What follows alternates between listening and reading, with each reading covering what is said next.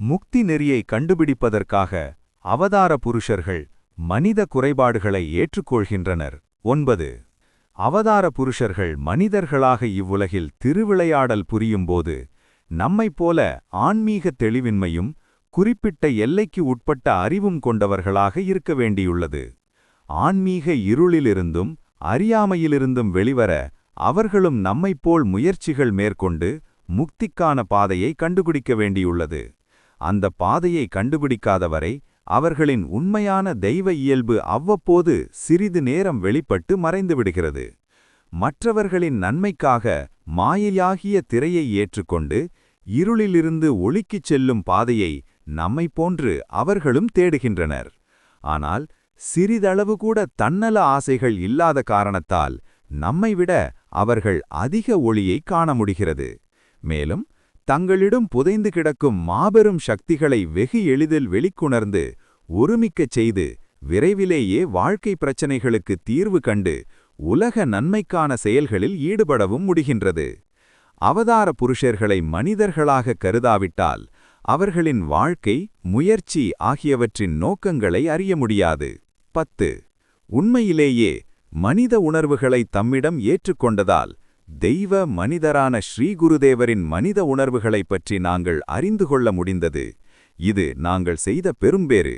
ஆகவே அவரது எல்லா வகையான மானிட இயல்புகளையும் எப்போதும் மனத்தில் கொண்டு அவரது தெய்வீக இயல்புகளைப் பற்றிய விளக்கங்களை புரிந்து கொள்ள முயற்சிக்குமாறு வாசகர்களை கேட்டுக்கொள்கிறோம். அவரை நம்மில் ஒருவராக கருதவில்லையெனில் ஆன்மீக சாதனைகளின் போது அவர் மேற்கொண்ட அசாதாரணமான முயற்சி, ஈடுபாடு முதலியவற்றின் காரணத்தை நம்மால் கண்டுபிடிக்க முடியாது. அவர் முழு நிறைவு பெற்றவராக இருந்தால் சொந்த முக்திக்காக ஏன் இத்தகைய தீவிர முயற்சிகளை மேற்கொள்ள வேண்டும் என்ற எண்ணம்தான் எழும். உடலை கூட மாய்க்கக்கூடிய இந்த கடினமான முயற்சிகள் யாவும் வெறும் நாடகம் என்று கருதத் தோன்றும்.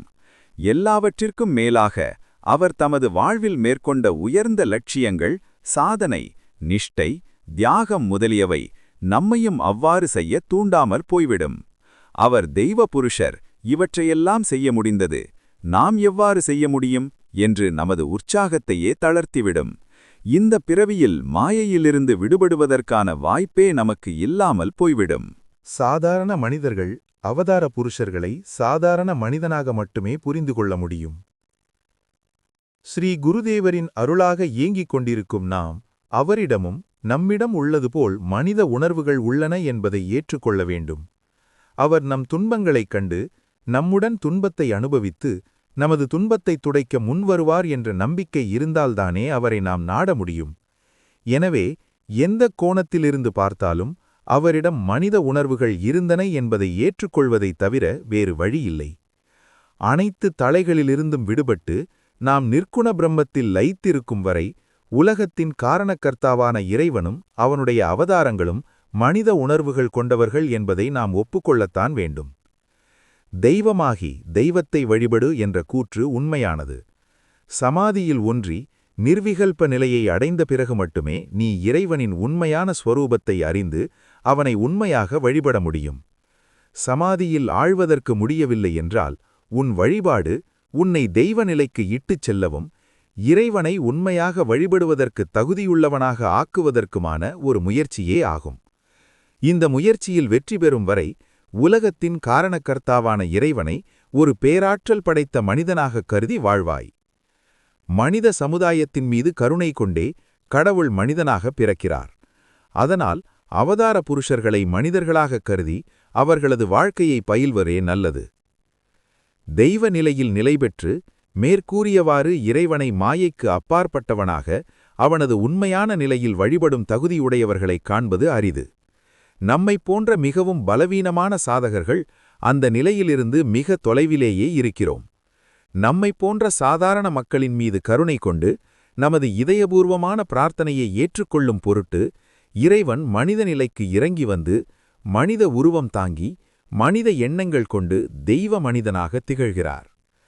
கடந்த யுகங்களில் தோன்றிய மகான்களின் வரலாற்றுடன் ஸ்ரீ குருதேவரின் ஆன்மீக சாதனைகளை ஒப்புநோக்கி படிக்கும் வாய்ப்பு நமக்கு கிட்டியுள்ளது. சாதனைக்கால அனுபவங்களை மிகவும் தெளிவாக ஸ்ரீ குருதேவர் அவ்வப்போது எங்களிடம் கூறியிருக்கிறார்.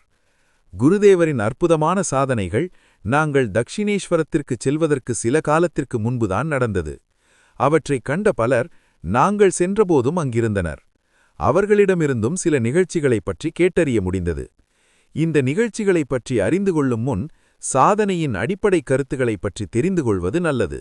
சாதகரும் சாதனையும். குருதேவர் மேற்கொண்ட ஆன்மீக சாதனைகள் பற்றி அறிந்து கொள்ள வேண்டுமானால் முதலில் சாதனை என்பது என்னவென்று தெரிந்து கொள்வது அவசியம். ஆனால் காலம் காலமாக நமது பாரத நாட்டில் ஏதாவது ஒரு வகையில் ஆன்மீக சாதனைகள் நிலவி வந்திருக்கின்றன. சாதனை என்பது நமக்கு புதிய ஒன்றல்ல. ஆன்மீக உலகின் உண்மைகளை நேரடியாகக் காண்பதற்காக தனது ஆற்றல்களையெல்லாம் அனாதிகாலம் முதலே நமது நாடு செலவிட்டது போல, இப்போதும் செலவிட்டுக் கொண்டிருப்பது போல வேறு எந்த நாட்டிலாவது நடந்துண்டா? எண்ணிறந்த இத்தனை பிரம்மஞானிகளும் அவதார புருஷர்களும் வேறு எந்த நாட்டிலாவது தோன்றியதுண்டா? எனவே ஆன்மீக சாதனை பற்றி நன்கு அறிந்துள்ள நமக்கு இது பற்றிய அடிப்படை கருத்துக்களை மீண்டும் எடுத்துக் கூறி இந்த நூலை பெரிதாக்க வேண்டியதில்லையே என்றெல்லாம் சந்தேகங்கள் எழுவது இயல்புதான். சாதனையைப் பற்றி சாதாரண மக்கள் கொண்டுள்ள தவறான கருத்து ஒன்று. மேலே கூறியவை உண்மையாக இருக்கலாம், ஆயினும் அதனை நினைவுகூர்வதில் நன்மை உள்ளது, அதற்கு தேவையும் உள்ளது. ஏனெனில் மக்களிடையே சாதனை என்பது பற்றி பல வினோதக் கருத்துக்கள் நிலவுகின்றன. சாதனையின் உண்மையான நோக்கம், லட்சியம் இவற்றை மறந்து சாதனை என்பது பற்றி மக்கள் கொண்டுள்ள கருத்துக்கள் ஏராளம். உடலை வருத்திக் கொள்வது, தொலைதூரங்களிலிருந்து அபூர்வமான பொருட்களை சேகரித்து எங்கெங்கோ சென்று பொருளற்ற பல சடங்குகளை செய்வது, மூச்சை அடக்குவது, புத்தி சுவாதீனத்தை இழந்து வினோதமான செயல்களில் ஈடுபடுவது போன்றவையே சாதனை என்று சிலர் கருதுகின்றனர். வேறு சிலரோ தீய பழக்கங்களிலும் தீய எண்ணங்களிலும் மூழ்கிவிட்ட மனத்தை நல்ல நிலைக்கு கொண்டு வருவதற்காக பெரியோர்களால் வகுத்தளிக்கப்பட்ட சில கிரியைகளும் பயிற்சிகளும் தான் சாதனை என்று எண்ணுகின்றனர். தாங்கள் நம்பியது மட்டுமின்றி அவற்றையே எல்லோரும் கடைபிடிக்க வேண்டும், அதுதான் எல்லோருக்கும் உகந்தது என்று பிரசாரமும் செய்கின்றனர். துறவோ தியாக உணர்வோ சிறிதுமின்றி நிலையற்ற உலக இன்பங்களில் உழன்று கொண்டு பாம்புகளை மந்திர சக்தியால் வசப்படுத்துவது போல் ஏதோ சில கிரியைகள் மூலமும் மந்திரங்கள் மூலமும் இறைவனையும் வசப்படுத்திவிடலாம் என்று அவர்கள் தவறாக நினைக்கின்றனர். இப்படிப்பட்ட தவறான எண்ணங்களால் பலர் தங்கள் பொன்னான நேரத்தை வீணாக்கிக் கொண்டிருப்பதை நாம் காண்கிறோம். எனவே ஆயிரக்கணக்கான ஆண்டுகளாக பாரதத்தின் ரிஷிகளும் முனிவர்களும் கடின முயற்சிகளாலும் இடைவிடாத பயிற்சியாலும் கண்டுபிடித்த சாதனைகள் பற்றிய உண்மைகளை இங்கு விளக்குவது அவசியமாகிறது. சாதனையின் நோக்கம் அனைத்து உயிர்களிலும் இறைவனைக் காண்பதே. பிரம்மத்தை அல்லது கடவுளை எல்லா உயிர்களிலும் காண்பதே சாதனையின் முடிவு என்று குருதேவர் சொல்வதுண்டு. சாதனையின் இறுதிக்கட்டத்தில்தான் இது மனிதனுக்கு வாய்க்கிறது. இந்துக்களின் அடிப்படை நூல்களான வேதங்களும் உபநிடதங்களும் இந்தக் கருத்தையே வலியுறுத்துகின்றன. இவ்வுலகில் நாம் காணும் தூலப்பொருள், நுண்பொருள், உணர்வு பொருள், ஜடப்பொருள், கல், மண், செடி, கொடி, மக்கள், விலங்குகள், தெய்வங்கள், தேவதைகள் இவையாவும் ஒரே அத்வைத பிரம்மம் என்று சாஸ்திரங்கள் கூறுகின்றன. பல்வேறு வடிவங்களில் நாம் பார்ப்பவை, கேட்பவை, தொடுபவை, முகர்பவை, சுவைப்பவை யாவும் பிரம்மமே. நமது அன்றாட வாழ்க்கை செயல்கள் யாவும் எப்போதும் பிரம்மத்திலேயே நிகழ்கின்றன. அதை அவ்வாறு உணராமல் நாம் பல்வேறு பொருட்களுடனும் மக்களுடனும் பழகுவதாக நினைத்துக் கொள்கிறோம். இதை கேட்டவுடன் சந்தேகங்கள் எழுவது இயல்புதான். இந்த சந்தேகங்களுக்கு சாஸ்திரங்கள் தரும் பதிலை வாசகர்கள் எளிதில் புரிந்து கொள்வதற்காக இங்கே வினாவிடை வடிவில் தருகிறோம். கல், மண், மனிதன் என்று பலவாக நாம் கண்டாலும் இருப்பது ஒரே பிரம்மம்தான் என்ற உண்மையை நாம் ஏன் உணரவில்லை? நாம் மயக்கத்தில் இருக்கிறோம். இந்த மயக்கம் தெளியாத வரையில் பிரம்மத்தை உணர முடியாது. நமது உண்மையான மனநிலையிலும் பொருட்களுடனும் ஒப்பிடும்போதுதான் நாம் புற அக மயக்கங்களை அறிந்து கொள்கிறோம். அதுபோலவே இந்த மயக்கத்தையும் உணர வேண்டுமானால் இத்தகைய ஒப்புநோக்கி உணர்கின்ற அறிவு தேவை. நல்லது. இந்த மயக்கம் ஏற்படுவதற்கு காரணம் என்ன? எப்போதிலிருந்து நாம் இப்படி மயக்கத்தில் இருக்கிறோம்? அறியாமை அல்லது மயக்கவசப்படும்போது உண்மை தெளிவாவதில்லை. மயக்க நிலையில் இருக்கின்ற வரையில் அதற்கான காரணத்தை அறிய முடியாது. எல்லா இடங்களிலும் எது காரணமோ அதுதான் இங்கும் காரணம், அதாவது அறியாமை. அந்த அறியாமை எப்போதிலிருந்து நம்மிடம் உள்ளது என்பதை அதே அறியாமையில் ஆழ்ந்திருக்கின்ற நாம் எப்படி அறிய முடியும்? அறியாமையில் ஆழ்ந்திருக்கும் வரையில் இந்த கேள்விகளுக்கு விடை காண முயல்வது வீண். கனவு காணும்போது அது உண்மை என்றுதானே தோன்றுகிறது. விழித்து நனவு நிலையுடன் அதனை ஒப்பிட்டு பார்த்த பின்னரே கனவை பொய் என்று அறிகிறோம். சிலருக்கு சில வேளைகளில் கனவு காணும்போதே நான் கனவு காண்கிறேன் என்ற எண்ணம் இருக்கின்றதே என்று கூறலாம். ஆனால் நனவு நிலையின் நினைவிலிருந்துதான் இந்த எண்ணம் எழுகிறது. அதைப் போலவே சிலர் விழிப்பு நிலையில் இந்த உலக உணர்வுடன் இருக்கும்போதே அவர்களுக்கு இரண்டற்ற பிரம்மத்தின் உணர்வும் உண்டாகலாம். இரண்டற்ற பிரம்மத்தை எப்படி உணர்வது? அறியாமையை அகற்றுவதன் மூலம்தான்.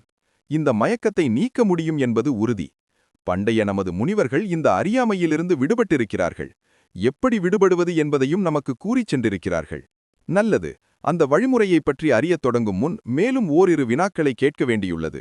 பெரும்பான்மையான நாம் நம் கண்முன் காண்பதை மயக்கம் என்றும், ஏதோ ஒரு சில ரிஷிகள் இந்த உலகை எப்படி காண்கின்றனரோ அதுதான் உண்மை என்றும் எப்படி ஏற்றுக்கொள்வது? அவர்கள் காண்பது ஏன் தவறாக இருக்கக்கூடாது? உலகத்தை ஞானியர் எவ்வாறு கண்டனரோ அதுவே உண்மை. அதற்கான காரணம், பெரும்பான்மையினர் நம்பிவிட்டால் அது உண்மையாக இருக்க வேண்டும் என்ற கோட்பாடு எதுவுமில்லை. உலகை பலவாகக் காண்பதால் நாம் துன்பங்களிலிருந்து விடுதலை பெற்றோமா, இல்லை நிரந்தர அமைதிதான் கண்டோமா? இல்லையே. ஆனால் எல்லா உயிர்களிலும் எங்கும் இருப்பது பிரம்மமே என்று கண்ட ரிஷிகள் எல்லா வகையான துன்பங்களிலிருந்தும் விடுதலை பெற்று எவ்வித பயமுமின்றி நிரந்தரமான அமைதியை பெற்றிருந்தனர். மரணத்தை தவிர்க்க இயலாத மனித வாழ்வின் எல்லா ஆர்ப்பாட்டங்களும் ஆரவாரங்களும் ஒரு குறிக்கோளை நோக்கியே செல்கின்றன என்பதை அறிந்திருந்தனர். இந்த அறிவு அவர்களின் மனத்தில் பொறுமை, திருப்தி, கருணை, பணிவு முதலிய நற்குணங்களை மலர செய்து அவர்களை உதார மனப்பான்மை கொண்டவர்களாக செய்தது.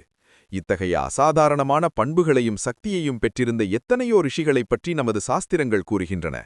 அந்த ரிஷிகளின் அடிச்சுவட்டை பின்பற்றிச் செல்பவர்கள் இத்தகைய பண்புகளை பெறுவதும் அவர்கள் அடைந்த நிலைகளை அடைவதையும் இப்போதும் நாம் காண்கிறோம்.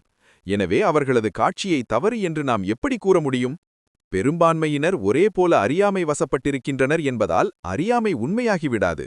நல்லது, நாம் தான் அறியாமை மயக்கத்தில் இருப்பதாக வைத்துக் கொள்வோம். ஆனால் எல்லோருடைய மயக்கமும் ஒரே விதமாக உள்ளதே. எனக்கு எது மிருகமாகத் தெரிகின்றதோ அது உங்களுக்கும் மிருகமாகத்தானே தெரிகிறது, மனிதனாகத் தெரிவதில்லையே. இவ்வாறே ஒவ்வொன்றிலும் நானும் நீங்களும் மற்ற அனைவரும் பார்ப்பதும் கேட்பதும் அறிவதும் ஒரே விதமாகத்தான். அறியாமை மயக்கம் என்றாலும் இப்படி எல்லோருக்கும் ஒரே சமயத்தில் எல்லா பொருட்களைப் பற்றியும் ஒரே வகையான மயக்கம் ஏற்படுகிறது என்று கூறுவதுதான் நம்ப முடியாத கதையாக உள்ளது. நாம் சாதாரணமாக எங்கும் காண்பது என்ன? ஒரு குறிப்பிட்ட பொருளைப் பற்றி ஏதோ ஒரு சிலர் தவறான அறிவை பெற்றிருந்தாலும் வேறு சிலர் அதை பற்றிய சரியான அறிவை பெற்றிருக்கின்றனர். அறியாமை மயக்கம் என்ற விஷயத்தில் இந்த நியதி முரண்படுகிறது. ஆகவே நீங்கள் கூறுவது சரி என்று தோன்றவில்லை. பிரபஞ்ச மனத்தில் உலகம் என்ற கற்பனை இருப்பதால்தான் சாதாரண மனித மனத்தில் இத்தகைய மயக்கம் ஏற்பட்டது. ஆனால் பிரபஞ்ச மனம் இந்த மயக்கத்திற்கு அப்பாற்பட்டது. முந்திய கேள்வியின் பதிலிலேயே இதற்கு விடையும் உள்ளது. ரிஷிகள் எண்ணிக்கையில் குறைந்தவர்களானாலும் அவர்களும் மக்கள்தானே. அவர்களையும் சேர்த்து பார்க்காத காரணத்தால்தான் நியதியில் முரண்பாடு காண நேர்ந்தது. கேள்விக்கு வருவோம். எல்லோருக்கும் ஒரேவிதமான மயக்கம் எப்படி ஏற்பட்டது என்பதுதான் கேள்வி. இதற்கு நமது சாஸ்திரங்கள் பதிலளிக்கின்றன. எல்லையற்ற, வரையறுக்க முடியாத பிரபஞ்ச மனத்தில் உலகமாகிய ஒரு தோற்றம் தோன்றியுள்ளது. உன் மனம், என் மனம் என்று அனைவரின் தனி மனங்களும் இந்த பிரபஞ்ச மனத்தின் பகுதிகளாக அதில் சேர்ந்ததாக அமைந்துள்ளன. அதனால்தான் நம் அனைவருடைய அனுபவங்களும் ஒரே விதமாக உள்ளன. ஒரு குறிப்பிட்ட விலங்கை நாம் ஒவ்வொருவரும் அந்த விலங்காகத்தான் காண முடியுமே தவிர வேறொன்றாக நம் விருப்பம் போல காணவோ கருதவோ முடியாது. இந்த காரணத்தினால்தான் நம்மில் ஒருவர் உண்மை ஞானம் பெற்று மயக்கங்களிலிருந்து அடியோடு விடுபட்டாலும் மற்றவர்கள் முன்பு இருந்தது போல மயக்க நிலையிலேயே தொடர்ந்து இருந்து வருகின்றனர். அறியாமை நீங்க பெற்றவரின் மனம் பிரபஞ்ச மனத்தின் ஒரு பகுதியாக இருந்தபோதிலும் அவர் மீண்டும் அறியாமை மயக்கத்தில் சிக்கிக்கொள்வதில்லை. ஏனெனில் அறியாமையிலிருந்து தோன்றிய உலகத்தின் உள்ளும் புறமும் இரண்டற்ற பிரம்மமே நிறைந்திருப்பதை அவர் காண்கிறார். நம்மால் அவ்வாறு காண முடியாததால் நாம் அறியாமையில் உழல்கிறோம். உண்மையை உணர்ந்தவன் அறியாமையில் உழல்வதில்லை என்பதை குருதேவர், பாம்பின் வாயில் நஞ்சு உள்ளது, அந்த வாய் வழியாகவே அது நாள்தோறும் உணவு உண்கிறது என்றாலும் அதற்கு எவ்வித தீங்கும் விளைவதில்லை. ஆனால் பாம்பினால் கடியுண்டவன் உடனே இறந்துவிடுகிறான் என்று கூறுவார். அண்டம் காலமும் இடமும் கடந்தது. பிரகிருதி தொடக்கமற்றது. சாஸ்திரங்களின் கண்ணோட்டத்தில் பார்ப்பதானால் பிரபஞ்ச மனத்தின் கற்பனையில் தோன்றிய உலகம் நம் மனத்தின் கற்பனையில் தோன்றியதே என்று கூறுவது ஒரு வகையில் சரிதான். ஏனெனில் நமது தனி மனங்கள் எங்கும் பரந்த பிரபஞ்ச மனத்துடன் உடவும் அங்கங்களும் போல பிரிக்க முடியாத நிலைத்த தொடர்பு உடையதாக உள்ளது. மேலும் இந்த உலகமாகிய கற்பனை ஆரம்பத்தில் பிரபஞ்ச மனத்தில் இல்லாமல் பிறகு அதில் உண்டாகியது என்றும் கூற முடியாது. பிறகு தோன்றியது என்றால் எப்போது என்று கேள்வி எழும். இந்த கேள்வி முரணானது, தவறானது. ஏனெனில் காலம், இடம், பெயர், உருவம் போன்ற இருமைகள் அனைத்தும் உலகம் என்ற எண்ணத்தினுள் அடங்கியவை, அல்லது அந்த கற்பனையுடன் பிரிக்க முடியாதபடி என்றும் இருப்பவை. சற்று ஆழ்ந்து சிந்தித்தால் இதனை புரிந்து கொள்ள முடியும். இந்த இருமைகளின் மூல காரணமும் படைப்பிற்கு காரணமுமாகிய மாயை அல்லது பிரகிருதி காலத்தை கடந்தது, தொடக்கமற்றது என்று சாஸ்திரங்கள் ஏன் கூறுகின்றன என்பதையும் அமைதியாக சிந்தித்துப் பார்த்தால் தெளிவாக உணர முடியும். உலகம் மனத்தின் ஒரு கற்பனை. அந்த கற்பனையின் ஆரம்பம் காலத்தின் வரம்பிற்கு அடங்காதது. அதாவது காலம் என்று நினைத்தவுடனே அதை சார்ந்துள்ள உலகம் என்ற எண்ணமும் பிரபஞ்ச மனத்தில் இருக்கவே செய்யும். சிறிய எல்லைக்குட்பட்ட நமது மனங்கள் நீண்ட காலமாக இந்த கற்பனையில் ஆழ்ந்திருப்பதால் உலகம் உண்மை என்பதில் திடநம்பிக்கை கொண்டுள்ளன. கற்பனை உலகிற்கு அப்பாற்பட்ட இரண்டற்ற பிரம்மத்தின் நேரடி அனுபவம் இன்றியே நீண்ட காலம் இருந்துவிட்டதால்தான் உலகம் ஒரு கற்பனை என்பதை நாம் மறந்து அறியாமை மயக்கத்தில் ஆழ்ந்திருக்கிறோம் என்பதை புரிந்து கொள்ள முடியவில்லை. முன்னர் கூறியபடி உண்மையான பொருள், நிலை இவற்றுடன் ஒப்பிட்டு பார்க்கும்போது நாம் நம் உள்ளும் புறமும் இருக்கின்ற இந்த மயக்கத்தை புரிந்து கொள்ள இயலும். காலமும் இடமும் கடந்த அண்டத்தின் காரணகர்த்தாவுடன் தொடர்பு கொள்ள முயல்வதுதான் சாதனை 8. உலகத்தைப் பற்றிய நமது தற்போதைய கருத்துக்களும் அனுபவங்களும் நீண்ட காலமாக தொடர்ந்து நாம் கொண்டிருந்த பழக்க வழக்கங்களின் அடிப்படையில்தான் உள்ளது. எனவே உலகைப் பற்றிய சரியான அறிவை பெற வேண்டுமானால் நாம ரூபம், தேச கால, மனம், புத்தி முதலிய உலக அறிவுக்கு உட்பட்ட அனைத்தையும் கடந்த ஒன்றுடன் நாம் தொடர்பு கொள்ள வேண்டும். இந்த தொடர்பிற்கான முயற்சியைத்தான் வேதங்கள் முதலிய சாஸ்திரங்கள் சாதனை என்று கூறுகின்றன. ஆணாயினும் பெண்ணாயினும் இந்த முயற்சியில் அறிந்தோ அறியாமலோ ஈடுபடுகின்றவரே சாதகர். நேதி நேதி இதி இதி சாதனைகள். 9. உலகை கடந்த பொருளை தேடுகின்ற இந்த முயற்சி காலம் காலமாக 2 முக்கியமான வழிகளில் செய்யப்பட்டு வருவதாக சாஸ்திரங்கள் கூறுகின்றன. ஒன்று நேதி நேதி என்று அழைக்கப்படும் அறிவு வழி அல்லது ஞான நெறி. மற்றொன்று இதி இதி எனப்படும் அன்பு வழி அல்லது பக்தி நெறி. ஞான நெறியை பின்பற்றும் சாதகன் ஆரம்பத்திலிருந்தே தனது குறிக்கோளை பற்றி சரியான அறிவு பெற்றிருக்கிறான். அதனால் அந்த குறிக்கோளை எப்போதும் மனத்தில் கொண்டு தொடர்ந்து முன்னேறிச் செல்கிறான். ஆனால் பக்தி நெறியில் செல்லும் சாதகன் பெரும்பாலும் தான் முடிவாக எங்கு செல்வது என்பதை அறியாமல் இருக்கிறான். ஒன்றன்பின் ஒன்றாக உயர்ந்த குறிக்கோள்களை மனத்தில் கொண்டு முன்னேறிச் சென்று இறுதியில் பிரபஞ்சத்திற்கு அப்பாலுள்ள இரண்டற்ற பிரம்மத்தை நேரடியாக அறிகிறான். இதுதான் பக்தி ஞான நெறிகளுக்கிடையே உள்ள உண்மையான வேறுபாடு. 2 நெறிகளில் செல்கின்ற சாதகர்களும் உலகத்தைப் பற்றி சாதாரண மக்கள் கொண்டுள்ள எண்ணத்தை, அதாவது உலகில் ஏய்ந்து நிற்கும் ஒருமையை காணாமல் அதனை பலவாக காண்பதை துறந்தாக வேண்டும். ஞான சாதகன் தொடக்கத்திலிருந்தே எல்லா நிலைகளிலும் அதனை துறக்க முயல்கிறான். பக்த சாதகன் சிறிது துறந்து சிறிது வைத்துக்கொண்டு ஆரம்பிக்கிறான். பின்னர் படிப்படியாக முன்னேறி இறுதியில் ஞான சாதகனைப் போன்று அந்த எண்ணத்தை முற்றிலும் துறந்து இரண்டற்ற பரம்பொருள் தத்துவத்தை அடைகிறான். சுயநலம், இன்ப நுகர்ச்சி ஆகியவற்றை லட்சியமாக கொண்ட சாதாரண உலகியல் எண்ணங்களை துறந்து செல்வதைத்தான் சாஸ்திரங்கள் வைராக்கியம் என்று கூறுகின்றன. மாறிக்கொண்டே இருக்கும் மனித வாழ்வும் அதன் தவிர்க்க முடியாத முடிவான மரணமும் இந்த உலகத்தின் நிலையாமையை இயல்பாகவே மனித மனத்தில் உணர்த்துகின்றன. எனவே பண்டைய மனிதன் இந்த உலகத்தின் காரணகர்த்தாவான இறைவனை தேடுவதற்காக நிலையற்ற இந்த உலகை நேதி நேதி என்ற வழியில் துறந்து செல்ல முயற்சித்திருக்கலாம். ஆகவே பக்தி ஞான நெறிகள் ஒரே காலத்தில் நடைமுறையில் இருந்தாலும் பக்தி நெறியின் எல்லா பகுதிகளும் நிலைகளும் நன்றாக வளர்ந்து பிரபலமாவதற்கு முன்னரே உபநிடதங்களில் ஞான நெறி அதன் உச்சத்தை எட்டிவிட்டதை காண்கிறோம். நேதி நேதி நெறியின் நோக்கம் நான் என்பது என்ன என்பதை அறிவது.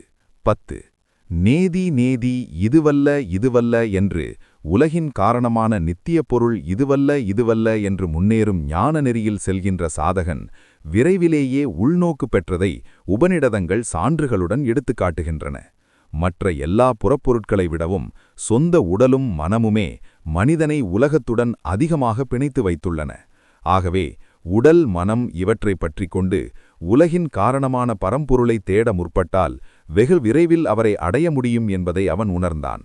ஒரு பானைச் சோற்றுக்கு ஒரு சோறு பதம் என்பது போல காரண சொரூபமான பரம்பொருளை ஒருவன் தன்னில் உணர்ந்து கொண்டால் உலகின் மற்ற பொருட்களிலும் மக்களிடமும் அதனை உணர முடியும். அதனால்தான் நான் யார் என்ற வினாவை எழுப்பி அதனை ஆராய்ந்து அதை கண்டுபிடிப்பது ஞான சாதகனின் ஒரே நோக்கமாகிறது. நிர்விகல்ப சமாதி 11. ஞான சாதகனும் பக்த சாதகனும் உலகம் என்பதைப் பற்றி சாதாரண மக்கள் கொண்டுள்ள எண்ணத்தை துறக்க வேண்டும் என்று முன்னரே கூறினோம்.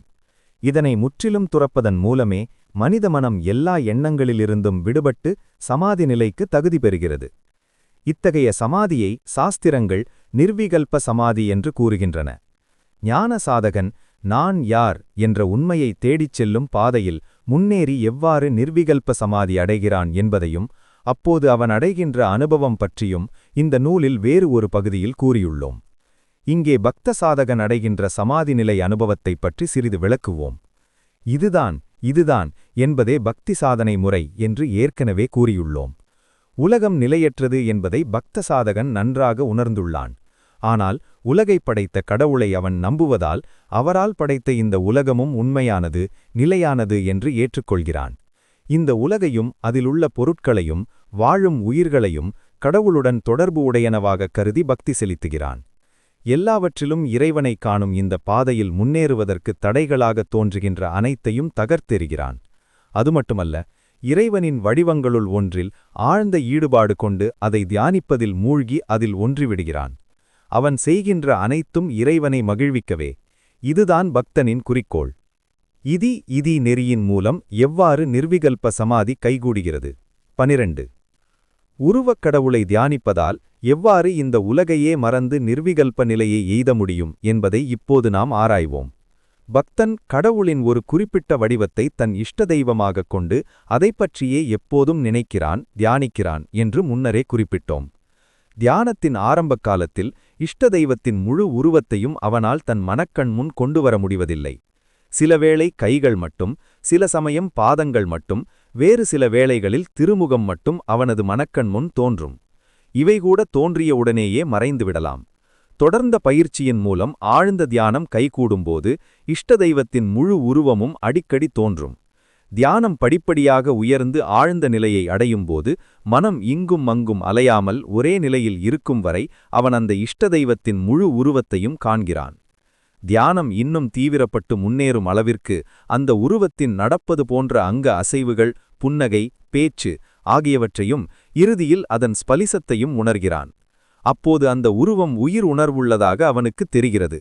பின்னர் அவன் கண்களை மூடி தியானித்தாலும் சரி, கண்களை திறந்து வைத்துக்கொண்டு தியானித்தாலும் சரி, இஷ்ட தெய்வம் அருளுடன் புன்முறுவல் செய்வதையும் அன்புடன் உரையாடுவதையும் நடப்பதையும் இடைவிடாது காண்கிறான். அதன் பிறகு தன் இஷ்ட தெய்வமே அவர் விருப்பப்படி பல உருவங்களை தாங்கி நிற்கிறார் என்ற திட நம்பிக்கை ஏற்படுகிறது. அதன் விளைவாக அவரது அருளால் பல தெய்வீக காட்சிகளை காணும் பேறு பெறுகிறான். கடவுளின் ஒரு வடிவத்தை இவ்வாறு உயிர் உணர்வு உடையதாக காண்கின்ற சாதகனுக்கு கடவுளின் மற்ற எல்லா வடிவங்களின் காட்சியும் எளிதில் கிடைக்கிறது என்று குருதேவர் சொல்வார். மேலே கூறியதிலிருந்து ஒரு கருத்து தெளிவாகின்றது. விழிப்பு நிலையில் காண்பவை நமக்கு எவ்வளவு உண்மையாகத் தெரிகின்றனவோ அவ்வாறே மிக உயர்ந்த இத்தகைய காட்சியை காண்பவர்களுக்கும் அந்த தெய்வ வடிவங்கள் உண்மையாகத் திகழ்கின்றன.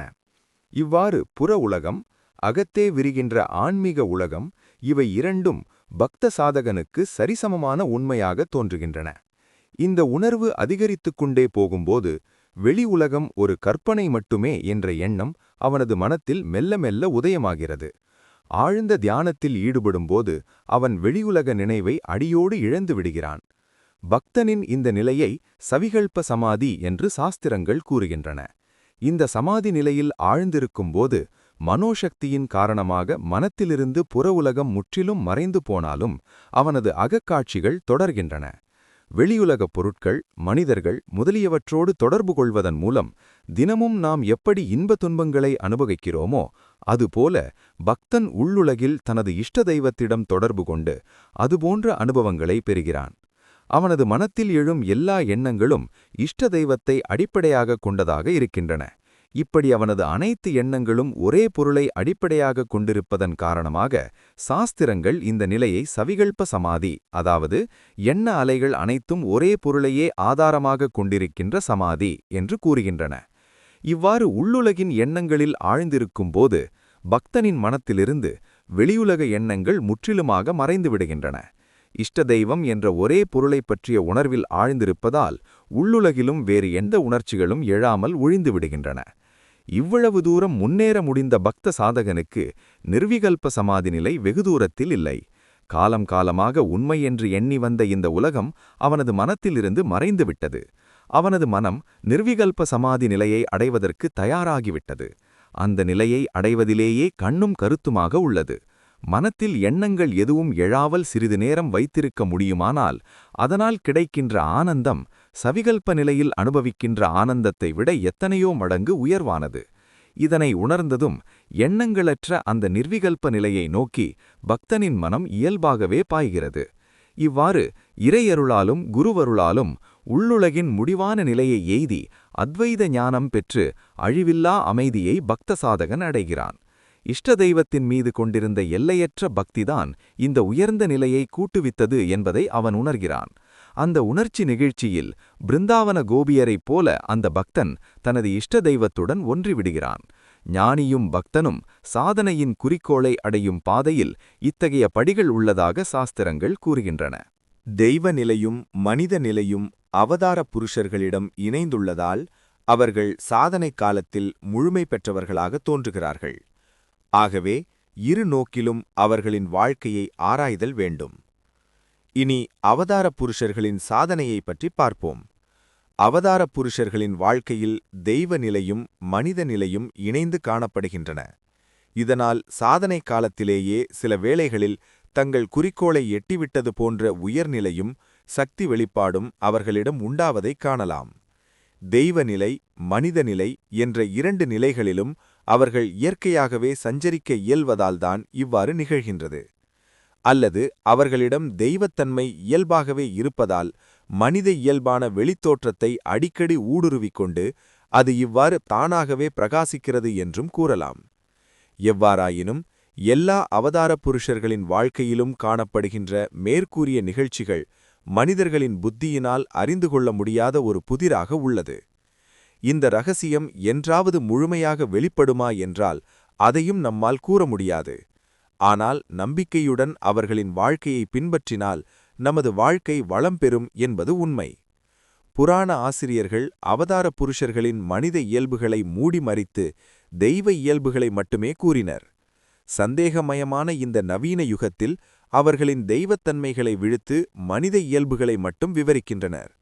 ஆனால் அவதார புருஷர்களிடம் பிணைந்து கிடக்கின்ற இந்த இரு இயல்புகளையுமே நாங்கள் வாசகர்களுக்கு விளக்க முயல்வோம். தெய்வ மனிதரான ஸ்ரீ குருதேவரை காணும் பேறு எங்களுக்கு கிடைக்காமல் இருந்திருந்தால் அவதார புருஷர்களின் வாழ்க்கையை இவ்வாறு அறியும் வாய்ப்பை பெற்றிருக்க மாட்டோம்.